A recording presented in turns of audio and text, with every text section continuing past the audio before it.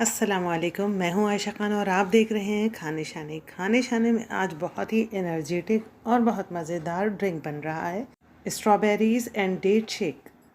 तो चले recipe start करते हैं। इसके लिए मैंने रमज़ान से पहले जो प्रेपरेशन की थी और उसमें मैंने स्ट्रॉबेरीज़ जो हैं फ्रीज़ की थी, उसमें से मैंने 8 से 10 स्ट्रॉबेरीज़ निकाली हैं, उनकी टिप कट करी है और वो सब छोटे छोटे टुकड़ों में काट के ब्लेंडर में डाल दी है।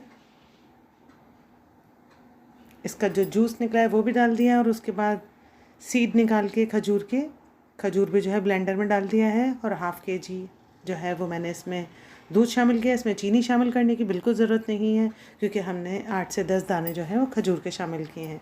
तो इसलिए ये है एनर्जेटिक और बहुत ही हेल्दी सा शेक, इसलिए आपको कुछ भी आर्टिफिशियल शामिल करने की इसमें ज़रूरत नहीं है। और उसमें मैंने एक टेबल स्पून के जितनी फ़्रेश क्रीम शामिल की है और उसको अच्छे तरीके से मिक्स कर दिया है।